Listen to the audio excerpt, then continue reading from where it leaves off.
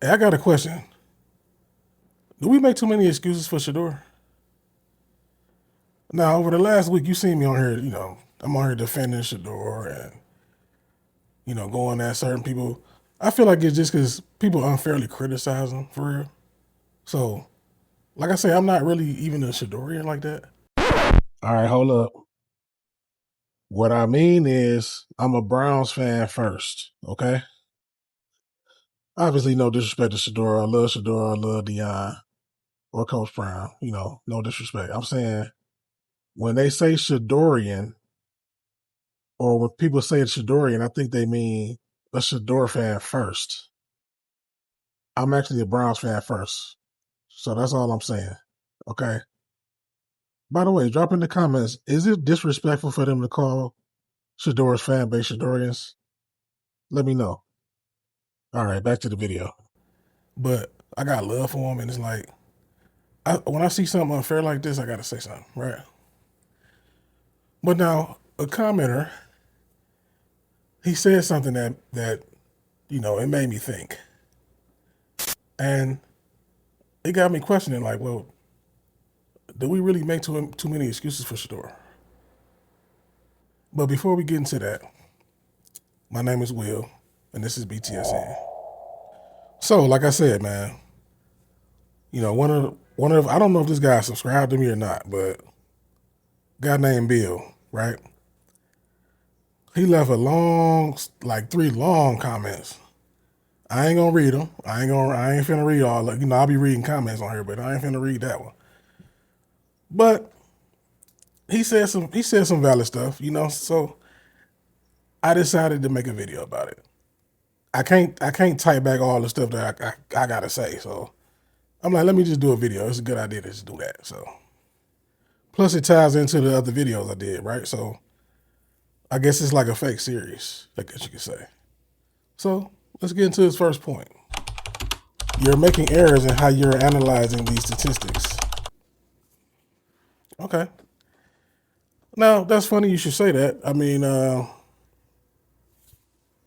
I never said CPOE and EPA was fake stats. I never once said that, bro. So now I never said these stats was useless. I never said that. I said like you need more context. It can't just be you look at this little one stat or these few stats and you determine if this quarterback is bad because of it. My whole point is I need you to watch.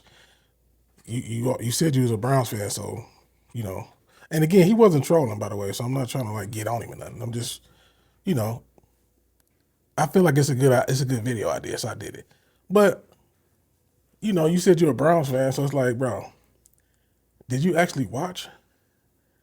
If you actually watched, then I think you'll understand what I'm saying.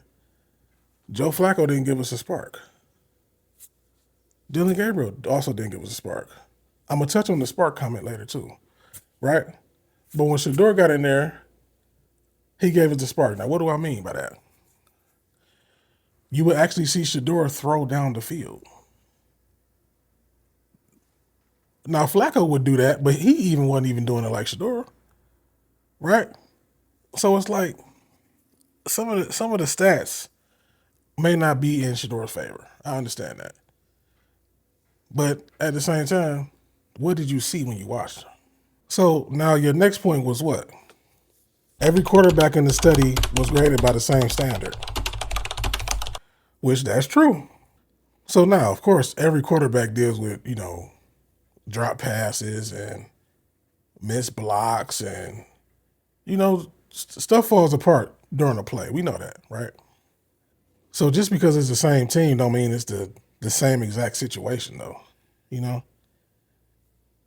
I mean, I just of course we got the same players, but somebody might be hurt. Somebody might play better with this person because of the preparation that they got to have with that player. Again, taking into account the lack of reps he had, as far as practice reps with these guys. So I mean, it's not all the same. So you can compare him, that's fine, but don't show me one ranking and act as if that should just tell you everything about Shedeur or about the player. Take Shedeur out of it. We talking about Shedeur, but I'm saying one ranking can't tell you everything about a player. And are we using stats to help judge Shedeur, or are we using stats to end the conversation? Then the next point was take away the obvious fluke plays, the overall conclusion doesn't change. Okay, so if you take away the interception, the Judy interception, excuse me, you take away the Judy fumble, you take away plays like that, I mean, the stats don't change, right? 2 plays don't explain 7 games. We get that. You can't remove 2 plays and act like Shedeur had a great season. That's a fair point. He didn't. He didn't have a great season, and I never said he did have a great season. But those plays still show why stats need context. Because if you can do your job on a play, and another player can mess up your stats, then what does that say? That means you got to look deeper than the final number. So let's go to the next point. Some of Shedeur's problems are self-inflicted. Which again, that's true. I mean, let's be honest. Sometimes he hold on to the ball too long. Sometimes he try to play hero ball a little too much. He'll try to find a receiver down the field that ain't really there, that's not really open, but he'll wait. You know what I'm saying? He'll wait. Again, I attribute that to being a rookie. But some guys come in the league with that instinct to just throw the ball away. But sometimes he need to throw the ball away, or sometimes he needs to take a sack. I get that. I can still support Shedeur and still say he needs to get the ball out sometime. He need to get the ball out of his hand sometime. But the question is this, though. Have we got so used to defending Shedeur from unfair criticism that we defend him from fair criticism too? So the next point was this. Draft position, coaching, offensive line, receivers. At what point is Shedeur responsible? Okay, but let's think about it. Let's think about this for a second now. He falls in the draft. So some people think he was blackballed, right? So when he struggles, people blame the offensive line. He struggled in other places, people blame the receivers. Then you got the coaches.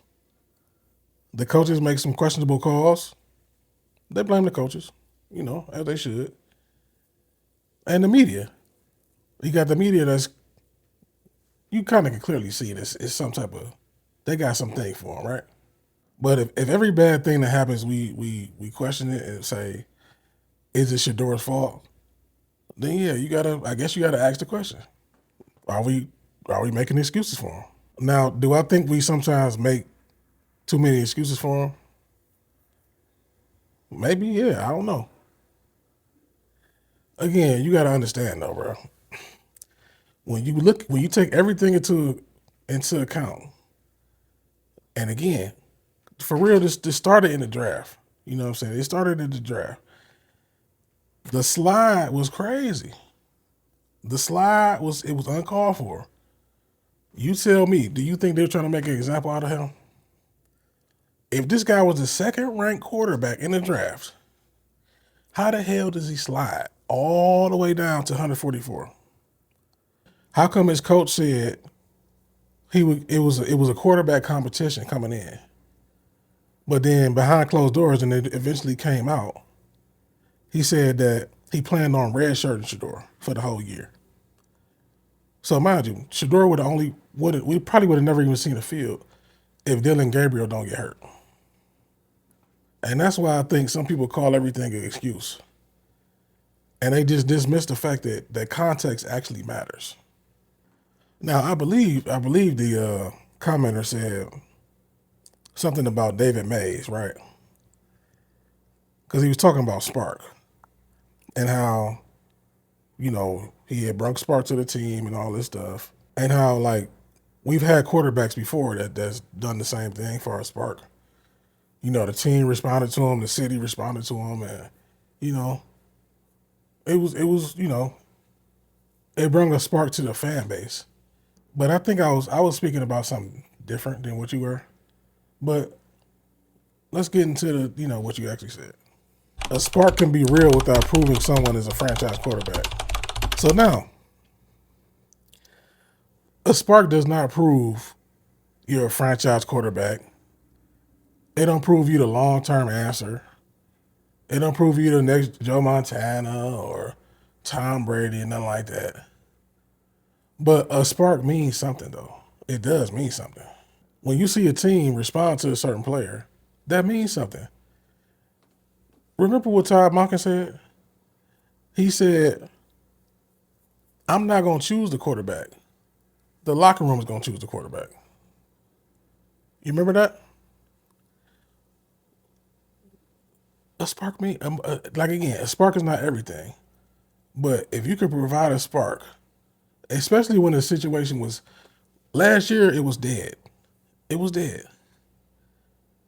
By time he got in there, I think we had won what, 2 or 3 games. He got in and won 3 games, and for real, in my opinion, now I'm a Browns fan, obviously, but we should have beat Tennessee, and I feel like we should have beat the Bills as well, but we didn't. So now, in closing, man, do we make too many excuses for Shedeur?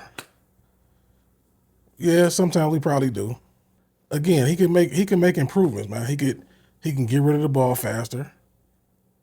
He maybe can make better reads. I don't know, man. You know what I'm saying? The thing is, you know, you will need to see the all 22 because you've heard his coaches say recently, like they'll be watching the game and they'll be like, well, why did you do that?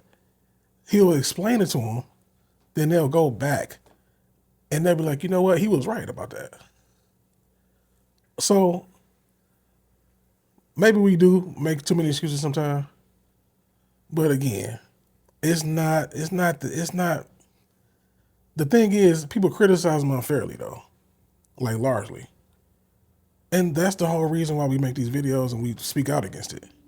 It's like one side wants him to be a superstar already, and then one side wants him to be a bust.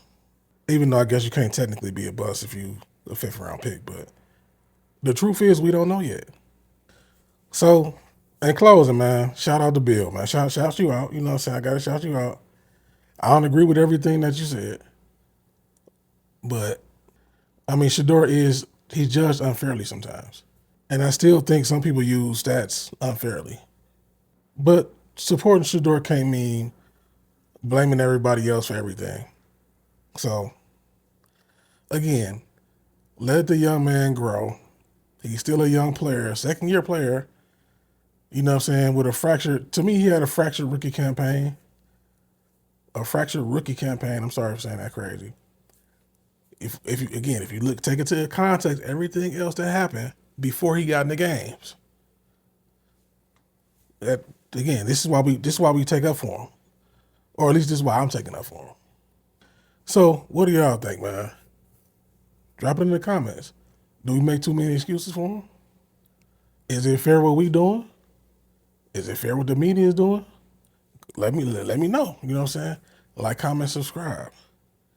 And at the end of the day got to end. But before it does, tap into BTSN and go Browns.